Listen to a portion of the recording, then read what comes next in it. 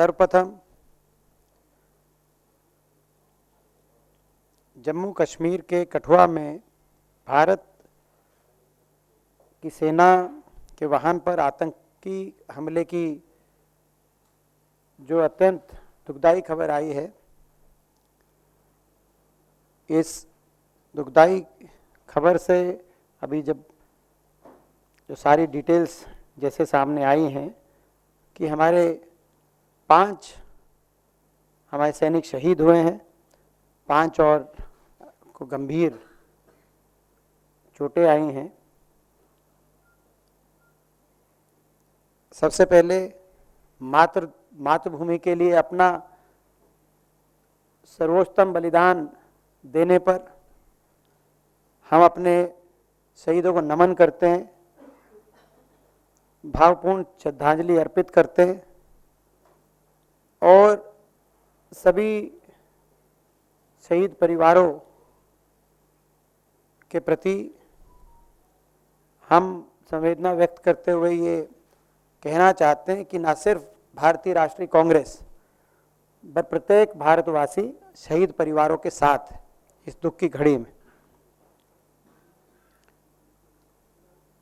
हमारी सेना पर ये कायरतापूर्ण हमला अत्यंत निंदनीय है और चिंता की बात यह है कि 1 महीने के अंदर 5वां आतंकी हमला ये हुआ है। आपने देखा किस रूप से कठुआ के अंदर ये जो हमला हुआ है, बिल्कुल इसी रूप से आपको याद होगा दिसंबर 2023 में राजौरी में भी हमारे 4 शहीद हुए थे, वहाँ भी ऐसा हमला हुआ था। आपको याद होगा कुलगाम में 1-2 दिन पहले एनकाउंटर भी हुआ, जहाँ 6 आतंकियों के साथ साथ 2 हमारे शहीद भी हुए। और आपको याद होगा 26 जून को भी इसी तरीके से डोडा के अंदर एनकाउंटर की एक घटना सामने आई। और 9 जून को जब प्रधानमंत्री जी की शपथ ग्रहण समारोह था जिस दिन, उस दिन भी आपको याद होगा कि एक हमारी वैष्णो देवी जाते हुए एक बस के ऊपर एक इसी प्रकार से दुस्साहसपूर्ण हमला किया गया। तो ये लगातार हो रहे हमलों पर भारतीय राष्ट्रीय कांग्रेस गंभीर चिंता व्यक्त करती है।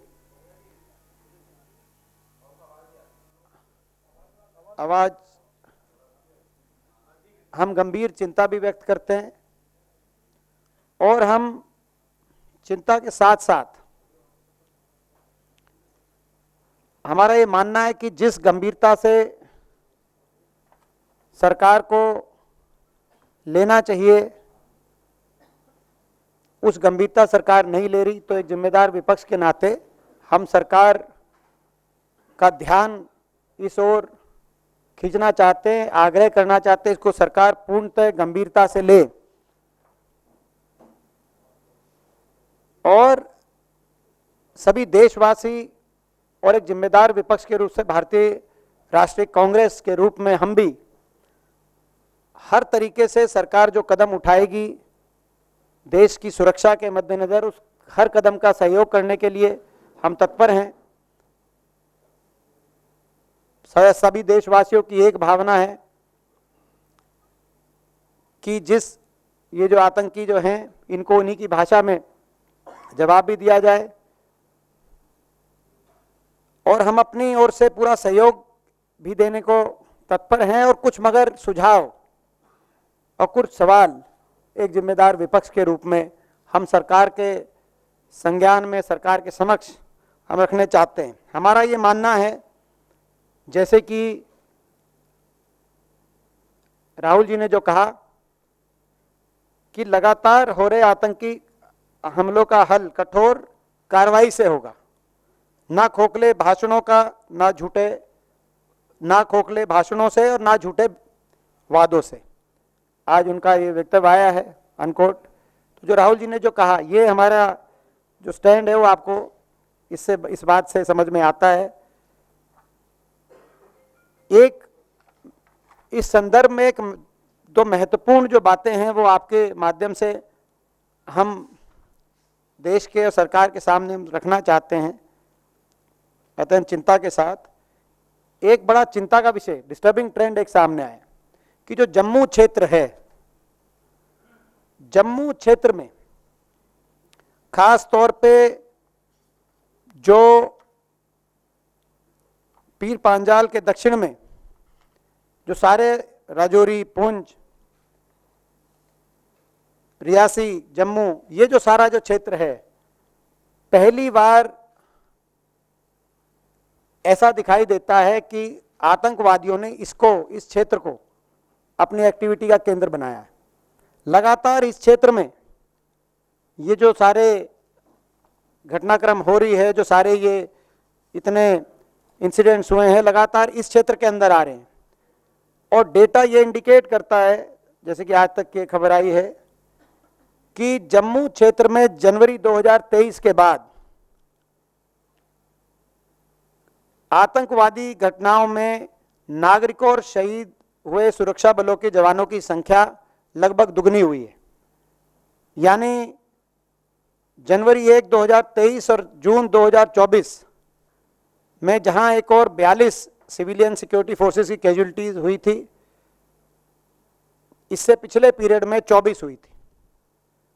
तो जम्मू क्षेत्र में पहली बार ऐसा दिखाई दे रहा है कि जो आतंकवादी एक्टिविटीज हैं उसका जो केंद्र है वो अब कश्मीर वैली से जम्मू में शिफ्ट हो गया। Indian National Congress expresses deep concern about this disturbing trend that Jammu is emerging as the new center for the terrorist activity in Jammu and Kashmir.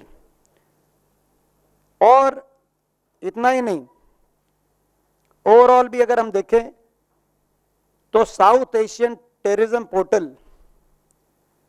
के अनुसार जो आंकड़े, वहां से जो आंकड़े आपको पता चल सकते हैं कि जो टेररिस्ट एक्टिविटी जो हमारे पूरे क्षेत्र के अंदर हुई है, उसके अनुसार दक्षिण एशियाई आतंकवाद पोर्टल के अनुसार जो कुल हताहत हैं उनके प्रतिशत में मारे गए नागरिक और सुरक्षाकर्मी अब उसी स्तर पे पहुंचे हैं जो 20 साल पहले एनडीए 1 के समय 2004 में, जबकि यूपीए के वर्षों में और उसके बाद पिछले कुछ वर्षों में इसमें काफ़ी कमी आई थी। ये रेशो बेसिकली जो मैं रेशो कह रहा हूं वो civilian and security forces accounted for 48% of casualties in terrorist attacks, rest being terrorists. उसकी जो रेशो है उसमें कितने हमारे शहीद हुए, कितने सिविलियन कैजुअलिटी होती है, this is highest ever, even higher than 46% in 2004। तो ओवरऑल ये तो कहीं ना कहीं ये भी एक बड़ा चिंताजनक ये आंकड़ा सामने आया है। और हम देखें बहुत से जो विशेषज्ञ हैं और बहुत से जो आर्मी के रिटायर्ड जनरल्स हैं, उनके अगर हम एनालिसिस उनके सुने तो ये सभी का एकमत होकर एक बात आ रही है कि इसका एक मेन जो मुख्य इसका कारण है वो ट्रूप डिप्लॉयमेंट, जो हमारी ट्रूप डेंसिटी है वो इस तरफ तो उसमें कमी आई है, और ट्रूप डिप्लॉयमेंट लद्दाख की तरफ, क्योंकि चीन की गतिविधि के मद्देनजर रखते हुए तो ट्रूप डिप्लॉयमेंट लद्दाख की तरफ बढ़ रहा है। ऐसा बहुत सा, एक lieutenant general B S Jamwal हैं और बहुत से जो सेना की जो विशेषज्ञ हैं उन्होंने इस बारे में अपनी अपनी बात रखी है, और यहाँ तक भी कहा है कि सरकार को पहले से ही सचेत रहना चाहिए था। लेकिन कहीं ना कहीं ऐसा हमारा मानना है कि जो सरकार है वो अपने इस मामले में अपने नैरेटिव को लेकर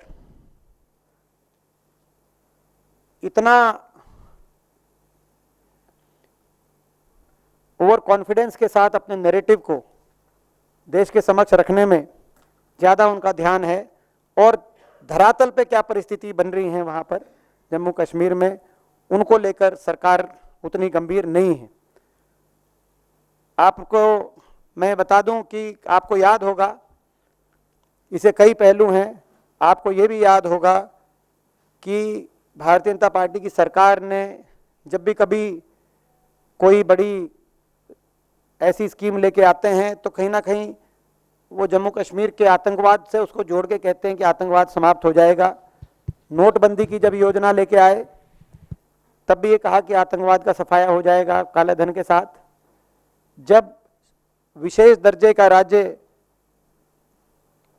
का अधिनियम हटाने का कार्य हुआ और जम्मू कश्मीर को 2 हिस्सों में बाइफर्केशन करने की बात आई, तब भी कहा कहीं आतंकवाद का सफाया हो जाएगा। लेकिन धरातल पे जो स्थिति आज उभर के दोबारा से आ रही है, और सबसे पहले ही जम्मू क्षेत्र में तो पहली बार ऐसा ही परिस्थिति बनी जब टेररिज्म की समस्या से वैली में तो कई तरह के गंभीर फेज भी हमने देखे, लेकिन जम्मू में शांति रही। तो ये जम्मू की तरफ ध्यान जो केंद्रित हुआ है, ये पहली मर्तबा आया है। सरकार इसका संज्ञान ले और देश के समक्ष अपनी जो है देश को भी विश्वास में ले कि इस पे क्या कदम उठाए जा रहे हैं। कहीं ना कहीं विदेश नीति पे भी प्रश्न चिन्ह लगते हैं। आपने देखा होगा कि मालदीव्स और नेपाल जैसे छोटे छोटे मुल्क भी आज भारतवर्ष को आंख दिखा रहे हैं। यहाँ तक कि पाकिस्तान जो बेरोजगारी, आर्थिक दिवालियापन और गरीबी के दलदल में फंसा हुआ ऐसा मुल्क है जो फेल्ड स्टेट के नज़दीक पहुंच चुका है, उसमें भी इतना दुस्साहस आ रहा है कि वो आज दोबारा से इस प्रकार की लगातार, सबको पता है कि शय कहाँ से मिल रही है, तो पाकिस्तान को भी जवाब देने का समय ये उपयुक्त है। आंतरिक सुरक्षा को लेकर सरकार कठोर कदम उठाए। जिन विषयों पे हमने ध्यान आकर्षित किया है उन विषयों पे सरकार उनको गंभीरता से ले। हम पूर्णतः हर रूप से देश की सुरक्षा के लिए सरकार का सहयोग करने के लिए जिम्मेदार विपक्ष के रूप में हम सदा तत्पर हैं। This is the.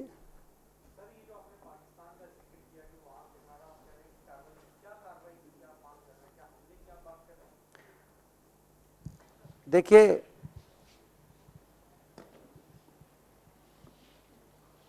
पाकिस्तान लगातार खुद की विफल होते हुई परिस्थितियों से ध्यान अपने मुल्क के जनता का भटकाने के लिए इस प्रकार के दुस्साहस लगातार कर रहा है, जो दिख रहा है। तो जो उपयुक्त कदम हो देश की आंतरिक सुरक्षा के लिए, वो उपयुक्त कदम सरकार उठाए। हम इतना ही कहना चाहते हैं। ये गंभीर प्रश्न है, इस पे जो उपयुक्त कदम हो सरकार को जो लगे हमारी देश की सुरक्षा के लिए। लेकिन ये गंभीर प्रश्न है कि लगातार इस तरह की घटनाओं, टेररिस्ट के अटैक्स में इतनी जम्मू क्षेत्र में लगातार बढ़ोतरी हो और सरकार की तरफ से अभी कोई गंभीर इस पर वक्तव्य ना आया हो।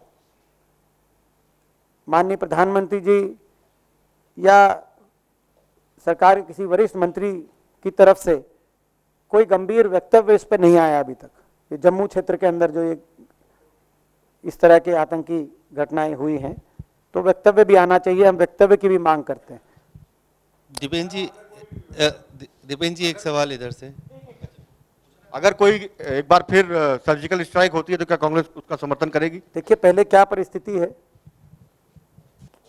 क्या कारण है, मैंने आपको कारण बताया। क्या कारण है? एक कारण तो जो आप सेना के विशेषज्ञ बता रहे हैं कि फोर्स डिप्लॉयमेंट का एक कारण है सरकार इसको गंभीरता से नहीं ले रही है, एक और कारण है। तो क्या कारण है? सरकार जो हमने अपनी बात रखी है, सरकार इसको गंभीरता से ले और किसी भी बात पे सरकार देश को और विपक्ष को विश्वास में ले कि क्या कारण है कि ये ऐसी स्थिति जो जम्मू में बनती जा रही है आज। और जैसे मैंने कहा कि एक जो चीज़ चौंकाने वाली है वो ये है कि जितनी सिविलियन सिक्योरिटी फोर्सेस की जो शहादत है टोटल कैजुअलिटीज़ की तुलना में वो one of the highest ever है। तो ये एक गंभीर प्रश्न है। तो इस प्रश्न पे हम सरकार का ध्यान आकर्षित करना चाहते हैं। बाकी इस पे सारी परिस्थितियों को सरकार अच्छे से समझती है और सरकार समझे और सारा देश सरकार के साथ है, हम भी सरकार के साथ हैं, सबको विश्वास में ले सरकार। दीपेन जी, एक सवाल इधर से है। दीपेन जी, एक तरफ सरकार जम्मू कश्मीर में चुनाव कराने की तैयारी कर रही है और ये भी कहा जा रहा है कि बहुत जल्द चुनाव कराए जाएंगे, लेकिन जिस तरह से आप लगातार आपने कहा पिछले एक महीने में वैली छोड़ के और जम्मू रीजन में पुंछ, कठुआ, राजौरी, इन इलाकों में जिस तरह की घटनाएं हो रही हैं, आपको लगता है कांग्रेस पार्टी क्या यह मानती है कि जम्मू कश्मीर में हालात ऐसे हैं कि चुनाव हो सकता है? पहला। दूसरा, डिप्लॉयमेंट की बात आपने की है, क्या आप ये मानते हैं कि ये एक बहुत स्ट्रेटेजिकल फेल्यूर है कि लद्दाख के रीजन में जम्मू के रीजन से डिप्लॉयमेंट किया जा रहा है? क्या कोई क्रंच है जो सोल्जर्स का है, क्रंच है? क्योंकि दूसरी तरफ 60 से 70 हज़ार आर्मी के जवान रिटायर हो रहे हैं हर साल और अग्निवीर जैसा स्कीम है। आज जो शहीद अंशुमन है उनकी माँ ने भी कहा है कि इस स्कीम को बंद करना चाहिए। तो ये दोनों सवालों का जवाब। देखिए, पहली जहाँ तक डिप्लॉयमेंट है और बाकी जो प्रश्न है ये गंभीर प्रश्न है और अग्निवीर का भी प्रश्न वो एक गंभीर प्रश्न है। इससे हमारी आंतरिक सुरक्षा को मैं उस दृष्टि से ये प्रश्न सरकार इन बातों पर जो है मैं समझता हूँ कि जो सही at the right quarters I am sure कि the government is thinking about it. आपका पहला प्रश्न क्या था? देखिए, हाँ, दूसरा मैं ये मानता हूँ कि ये जम्मू कश्मीर की जनता ने एक बात दिखा दी कि जम्मू कश्मीर के लोग शांति चाहते हैं, देश की भावना जुड़े हुए हैं और 58% मतदान जम्मू कश्मीर में हुआ।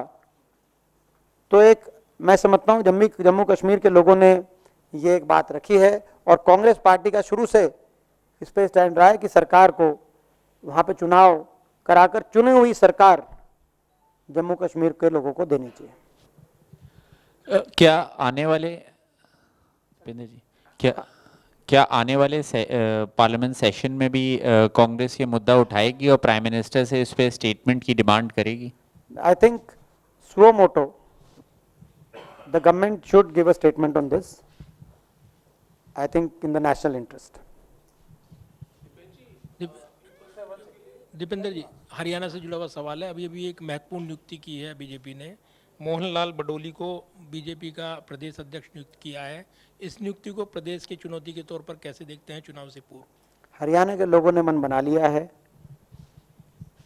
भाजपा किसी को कुछ अपना पदाधिकारी बना सकती है, मगर हरियाणा के लोग कांग्रेस की सरकार बनाएंगे और प्रचंड बहुमत से बनाएंगे। हरियाणा के लोगों ने ये मन बना लिया है। दीपेन जी, इन परिस्थितियों से निपटने के लिए अगर आपको सरकार को प्रस्ताव देना हो तो आप इन तमाम परिस्थितियों पे अपना क्या प्रस्ताव रखें, क्या करना चाहिए सरकार को? देखिए, अभी हमने सरकार का ध्यान इस ओर खींचा है और कहा है कि जिस गंभीरता से सरकार को लेना चाहिए, हमें लगता है कि उस गंभीरता से नहीं ले रही सरकार। बड़े बड़े भाषण, बड़े वायदे और चेस्ट थम्पिंग जिसको कहते हैं उसकी ओर उस तरह की कार्यशैली सरकार की दिखाई दे रही है और धरातल की परिस्थिति कुछ और दिखाई दे रही है। और इसीलिए हमने सरकार का ध्यान इस ओर आकर्षित किया है और हमने कहा है कि हमें जो सवाल पब्लिक डोमेन में रक्षा विशेषज्ञ जो सवाल बता रहे हैं वो सवाल भारतीय राष्ट्रीय कांग्रेस भी सरकार के समक्ष रख रही है और जिस क्षेत्र के अंदर परिस्थितियां बिगड़ रही हैं उस क्षेत्र की तरफ सरकार का विशेष रूप से आज इस प्रेस वार्ता के माध्यम से ध्यान हम आकर्षित कर रहे हैं। हमारा जो मुख्य अगर आप देखें तो कि भाई Indian National Congress is expressing deep concern about detoring situation in Jammu region. आज का अगर हम सार देखें तो एक जिम्मेदार विपक्ष की तरह हम ये एक्सप्रेस कर रहे हैं अपना कंसर्न। उसके बाद सरकार किस रूप से इसको लेती है, सरकार विपक्ष को मैं समझता हूं कि विश्वास में ले, किस रूप से हमारी जो सरकार भूमिका चाहेगी हम उस भूमिका को सकारात्मक रूप से सरकार का सहयोग करते हुए उस भूमिका में हम अब जिम्मेदार विपक्ष की अपनी भूमिका निभाएंगे। सर मेरा एक देश सवाल, हित सर्वोपरि है, देश की सुरक्षा सर्वोपरि है और इस मामले में हम किसी भी राजनीति से ऊपर उठ के इस मामले को देखते हैं। हर राजनीतिक दृष्टि से ऊपर उठा हुआ ये मामला है और इस मामले में कोई सुझाव सरकार को देना होगा हम सरकार को देंगे, मगर हम ध्यान सरकार का जरूर आकर्षित करना चाहते हैं। सर अगर पिछले आतंकी हमलों की बात करें तो इससे पहले हमने देखा है लगातार कश्मीर में इस तरह के वाक़ये हुआ करते थे, इस तरह के आतंकी हमले जो है कश्मीर में हुआ करते थे, लेकिन पिछले कुछ हमलों की बात करें तो जम्मू में लगातार जो है ये हमले हो रहे हैं। क्या बड़ा कारण मानते हैं कि कश्मीर में आप सब कुछ शांति है लेकिन जम्मू में जो परिस्थितियां हैं वो बिगड़ी हुई हैं? क्या बड़ा कारण है आपके मुताबिक? देखिए, ये तो स्पष्ट रूप से कहीं ना कहीं किसी जो सरकार की रणनीतिक विफलता सबसे बड़ा कारण है कि जो क्षेत्र हमेशा जिस क्षेत्र में शांति रही, आज वो क्षेत्र आतंकवादी हमलों की चपेट में आ गया है, तो जिम्मेदारी तो सरकार की बनती है। सरकार की विफलता है।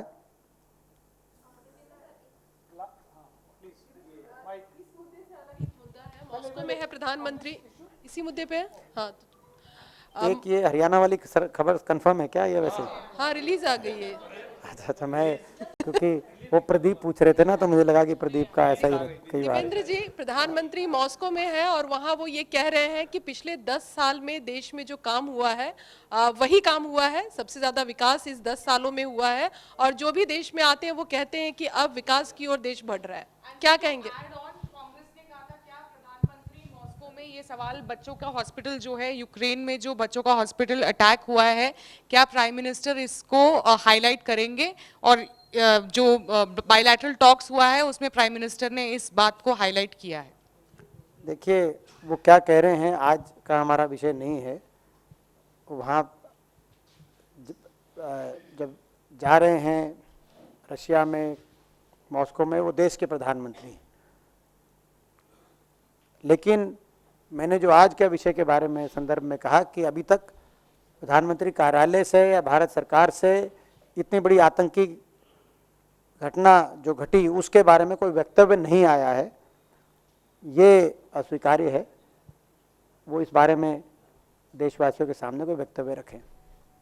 दीपेंद्र सर, एक क्वेश्चन जॉब से रिलेटेड है क्योंकि कांग्रेस लगातार ये मुद्दा उठाती आई है। आज कांग्रेस प्रेसिडेंट ने ट्वीट भी किया था जिसमें उन्होंने एनएसएसओ का डेटा शेयर किया है, लेकिन उसी के साथ में आरबीआई का भी डेटा आया है और ये क्लेम किया गया है कि फाइनेंशियल ईयर 24 में 4.2 करोड़ जॉब्स जो है वो एड ऑन हुई है 6% ग्रोथ के साथ में। आप लोग लगातार ये कहते हैं कि अनएम्प्लॉयमेंट रेट जो है वो बढ़ता जा रहा है, दूसरी तरफ आरबीआई का डेटा कुछ और फिगर्स दे रहा है, इस पर आप क्या कहना चाहेंगे? देखिए, पहले तो मैं आप डेटा को कोट कर रहे हैं आरबीआई का, मैं देख के ही उसका बता सकता हूं, लेकिन ये भारत सरकार के ही आंकड़े हैं। जैसे आपने नेशनल सैंपल सर्वे ऑफ का डेटा कोट करते हुए बताया कि 45 साल से में सबसे ज़्यादा बेरोजगारी का रिकॉर्ड भी इसी सरकार में बना 2 साल पहले, और मैं समझता हूँ रिकॉर्ड अनएम्प्लॉयमेंट हमारी इकॉनमी में अलग अलग प्रदेशों में आप देख सकते हो। भारत सरकार ने जो संसद में मेरे प्रश्न का ही जवाब दिया उसके अनुसार भारत में पिछले कई दशकों में सबसे ज़्यादा बेरोजगारी है और भारत में हरियाणा जैसे प्रदेश में देश में सबसे ज़्यादा बेरोजगारी है। जो भारत सरकार ने जवाब दिया उसमें दर्शाया कि हरियाणा में 2014 के मुकाबले में 3.5 गुना ज़्यादा बेरोजगारी हरियाणा में इस वर्ष है। तो आप अंदाज़ा लगा सकते हैं कि भारत सरकार के आंकड़े हैं, तो वो जो आप आंकड़ा बता रहे हैं वो उसका क्या संदर्भ है और कितना क्या है, तो स्टैटिस्टिक्स कई बार आंकड़ों की जादूगरी होती है, तो देखना पड़ेगा क्या कह रहे हैं।